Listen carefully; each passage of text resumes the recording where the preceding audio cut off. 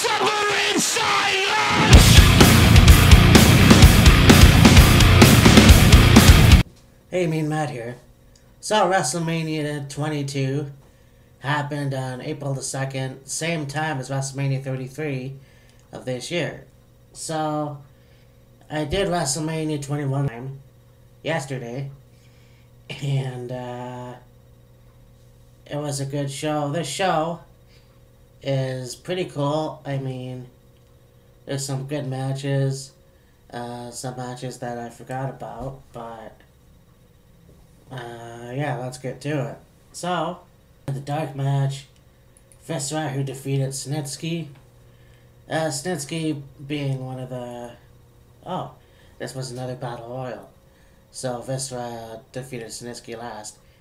You know, as I was saying, Snitsky being one of those muscle guys. Heidenreich, John Heidenreich, who was on Raw, whereas Snitsky... no, Heidenreich was on SmackDown. Snitsky was on Raw because he feuded with Kane. And so this is yet another pre-show battle royal that I didn't know about, or didn't see, at least. But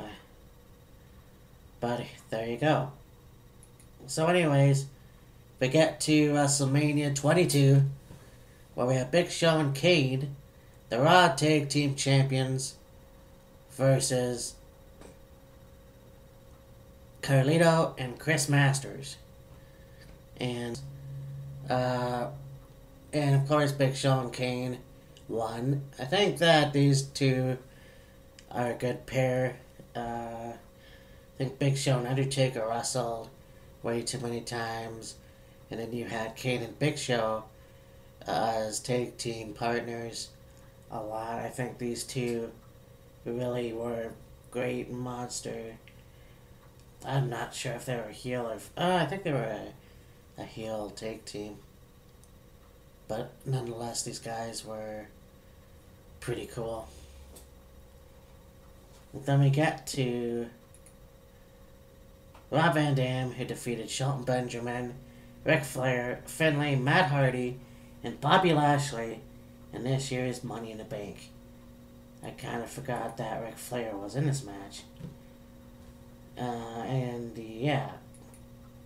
Anyway, so Rob Van Dam won, which would lead to a one-night stand, where he would beat John Cena for the WWE Championship in a surprising match, considering that he was already ECW champion.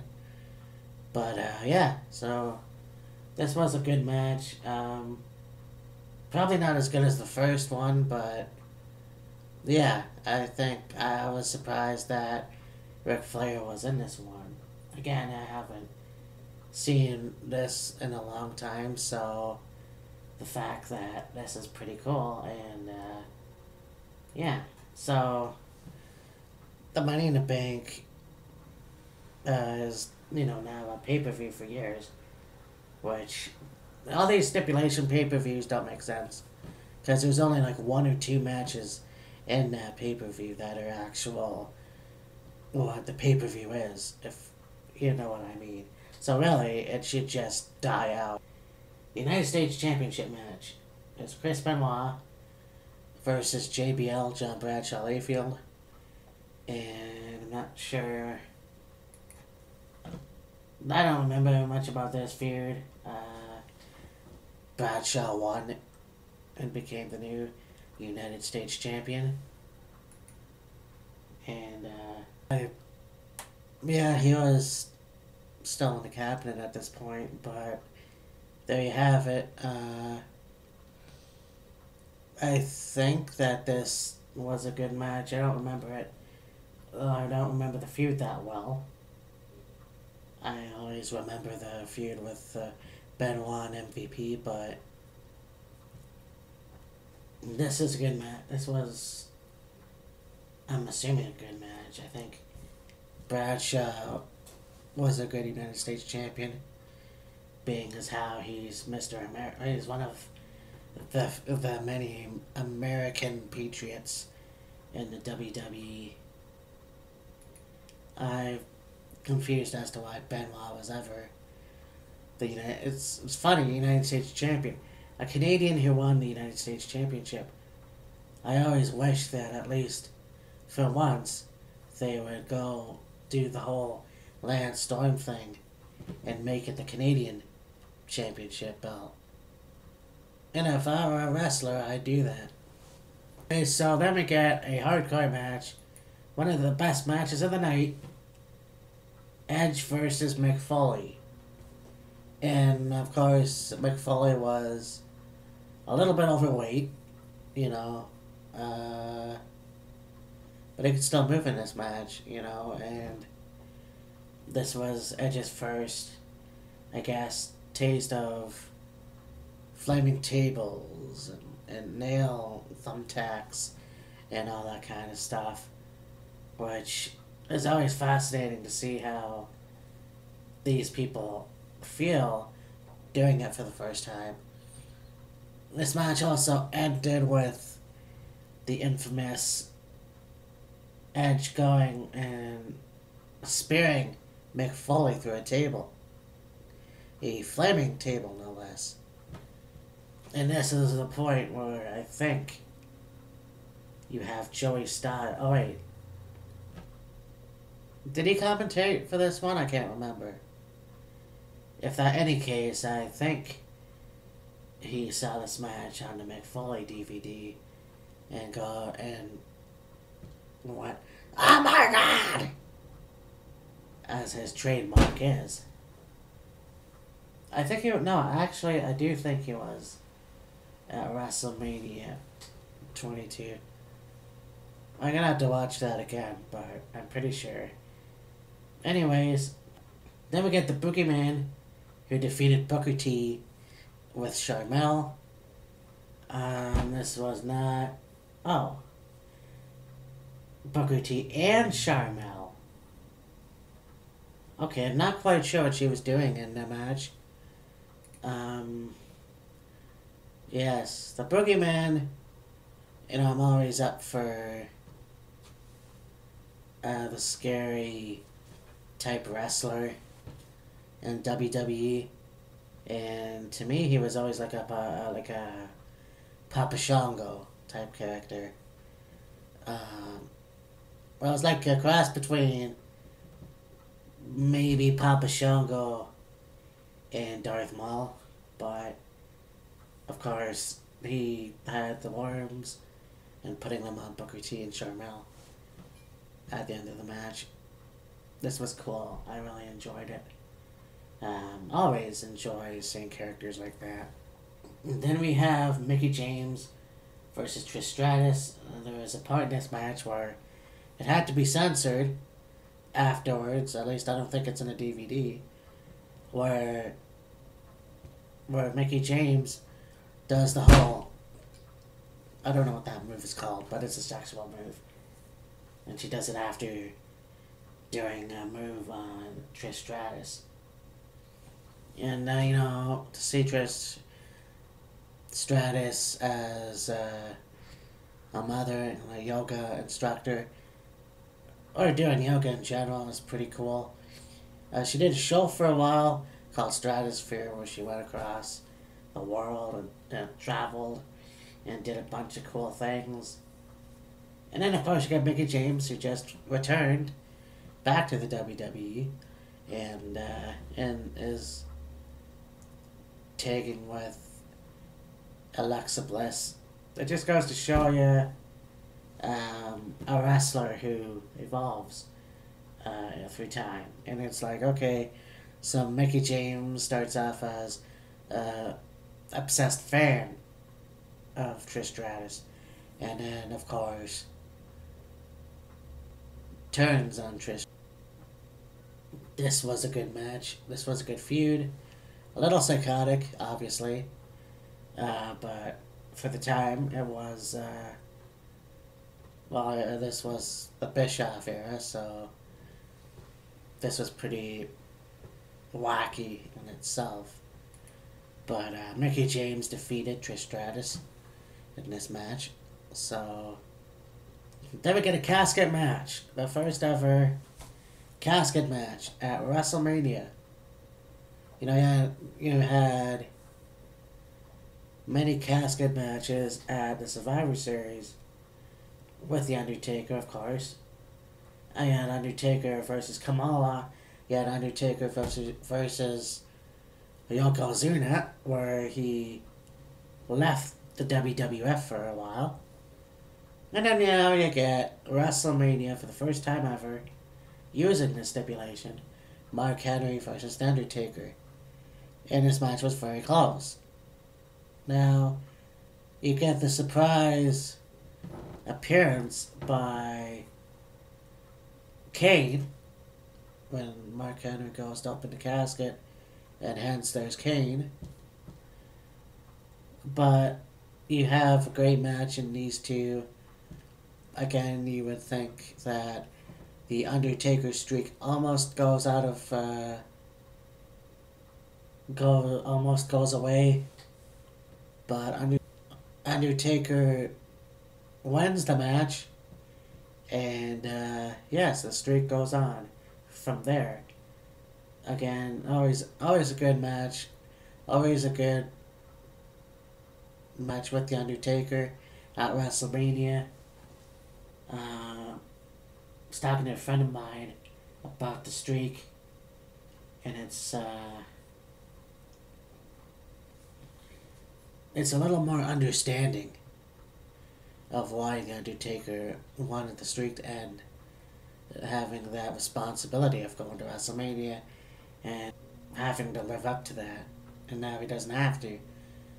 I wish some fans forget that, but sometimes it doesn't work out that way. Anyway, so Mark Henry has lost this match. Then we get No Holds Barred, which is pretty cool. WrestleMania 19, you know, you saw Hulk Hogan and Vince McMahon, and it was a good match. Hogan won. And I get WrestleMania 22. Now, we all know the history with Shawn Michaels and Vince. Well, Shawn Michaels, Vince, and the rest of the WWE. So it's no surprise that there'd be a match. And that's what eventually led to the reunion with D-Generation X and whatever. So it's kind of cool to see that part, although it was watered down version of DX. But you get to see how these two, Vince McMahon and Shawn Michaels, interact.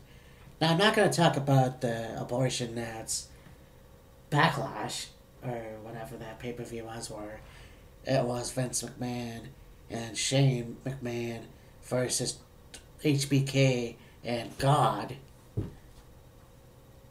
Like I said before, I don't believe in God, but even at that I was offended. And I don't get offended that easily. So they have the match. This was pretty cool. You have tables, you have ladders, you have, you know, chairs, you have everything else. You have Triple H do the elbow off the top rope onto the announce table to Vince McMahon. There was blood. It was fun. It was a lot of fun to watch, you know. I don't like Shawn Michaels. I've said that before. But you have to respect the guy for what he's done in the WWE. And so Shawn Michaels wins this match, and the feud goes on. It's very cool to see that. And yeah, pretty much that's the way it is. Then we get a triple threat match for the World Heavyweight Championship. Rey Mysterio versus Randy Orton versus Kurt Angle, who was the world champion. And you know, it's kind of funny because, yeah, well, it's not funny. It's, so, Eddie Guerrero passes away in November of 2005. Okay. Normally, when the WWE does a memorial, that's it. You know, they mourn, and then they move on. And what eventually happened was Randy Orton decided that he wanted to have a feud with Chavo Guerrero. And whatever. Then we get to the Royal Rumble of this year. And you have Rey Mysterio go out and decides that he's going to dedicate winning the Royal Rumble in the memory of Eddie Guerrero. Now, really, there is nothing wrong with that. I don't think there's anything wrong with that except it adds pressure. What would happen if Rey Mysterio did not win the Royal Rumble? So, Triple H comes out as the first person, and then out comes Rey Mysterio and Eddie Guerrero lowrider. And I thought it was pretty cool to see that. Yeah, Triple H was a heel at the time, but you got to see a little smirk, breaking kayfabe a little bit, or breaking character a little bit, at the sight of Rey Mysterio wanting to do this for Eddie. You know, I made my complaints before. Hey, what if Chavo should win this match? Chavo go up and face Kurt Angle and Randy Orton for this match. Hell, even win the Royal Rumble, but it didn't work out. So Rey Mysterio lasted through the match, and he won the Royal Rumble. So he gets to go, and he gets to go to WrestleMania. And he comes down to the music of POD, who is up behind the stage or whatever, singing the theme song. And it was a good, way to start. Then you got Randy Orton, and then you get Kurt Angle. Now this match was cool. This match, it is what you would expect. Back and forth. You think that, what if Rey Mysterio doesn't get the job done? Well, there you go. So, you got Vicky Guerrero, you got Chavo celebrating with him and stuff. And there it is. And it just goes to show you that for some reason they would have exploited this storyline when they really shouldn't have. I mean, if this was anything else, then fine. But this was a man's life that they exploited, they let out. And I was watching a video from one of my subscriptions, Wrestling with Regret, and this guy talked about it and said, the fans kind of wanted to live on with Eddie Guerrero after he passed away and buying his merchandise. But it was the WWE that ultimately should have let it go after that, after the memorial. Just like the Owen Hart thing, they should have let this go. And don't get me wrong, I believe that, they did everything right with Owen Hart. And, they would talk about it and stuff sometimes, but not to the same extent as Eddie Guerrero. And then you get that, later on in the WWE. Batista turns heel and has that little confrontation in the ring with Rey Mysterio and says Eddie's dead. And of course everybody goes up in shock. Oh, I'm sorry, but Eddie is dead. There's no two ways about it. When do people get offended by, he's dead or she's dead? That's the word. Whether you love the man or not, that's the word to use. Yeah, he passed away. He died. He's dead. His memory will live on, but you have to let it go. And you don't exploit people's life. You don't make the family relive it every fucking week. Especially through Rey Mysterio. I get the fact that he and Eddie were friends since the ECW days. Since the WCW, since going into Mexico. But guess what? Chavo Guerrero, I don't know why they didn't believe in him. I'd like to know why they didn't believe in him. Hell, they had to have that feud with him and Randy Orton until Chavo turned on Rey Mysterio. And Vicky eventually did too, but this was interesting to me because you have somebody pass away and then it's, oh, good idea, we should probably make a big deal of this even more and exploit his life and make everybody watch that doesn't really necessarily have to watch. I don't know who found this entertaining. But Rey Mysterio, the world champion. Again, you know, you talk about what should be the main event of WrestleMania and what it shouldn't be. And in my opinion, this would have been another good example of maybe this should have been the main event. But it wasn't. Anyways, so you get the Playboy pillow fight. We have Torrie Wilson versus Candice Michelle.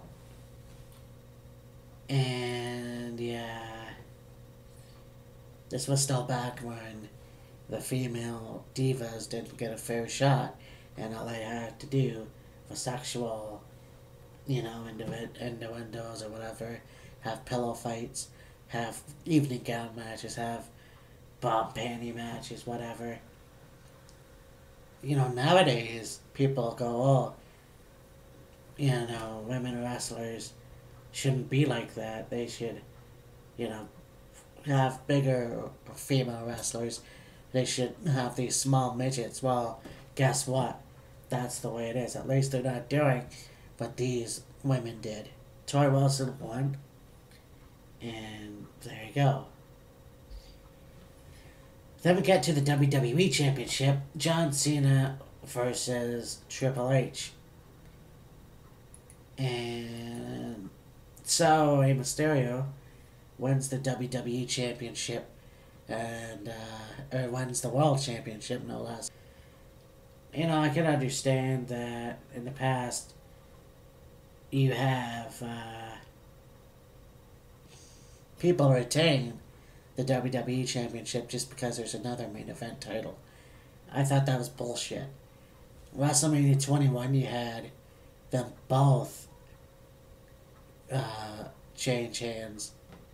This year, it goes back to, okay, well, the WWE Championship doesn't need to change hands because the World Championship did. Well, that's bullshit. But anyways, so John Cena came in the champion and beat Triple H by submission. And, you know, something, this is the third year, and I don't understand why people say he's handpicks his favorites to beat him. But maybe it's true, maybe it's not. I don't know. I will say this, though. This is the third WrestleMania where he's lost. You know.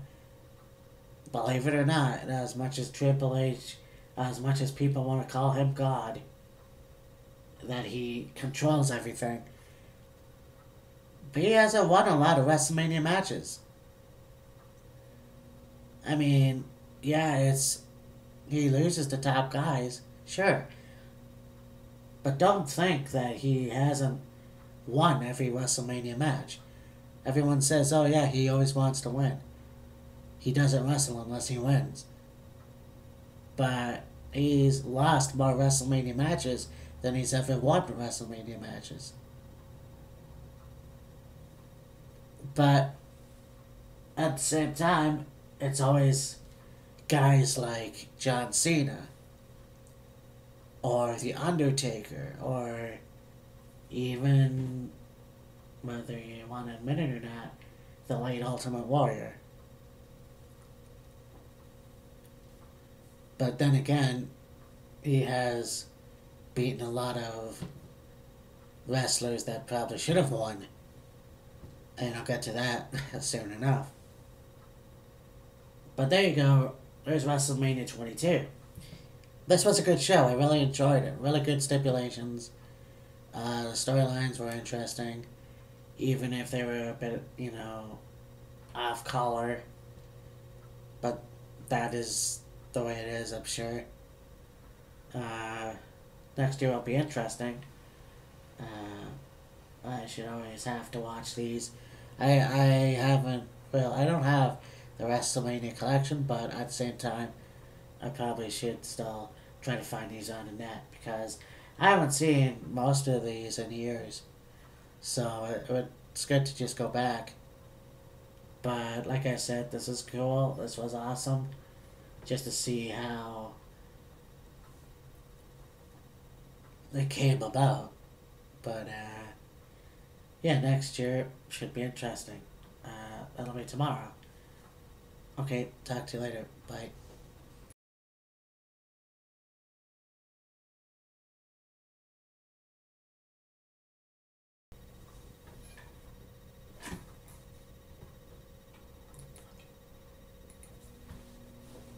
Hey, Mean Matt here.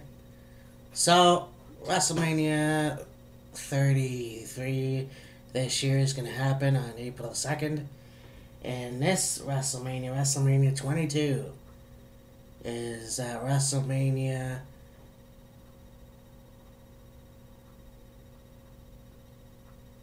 fuck!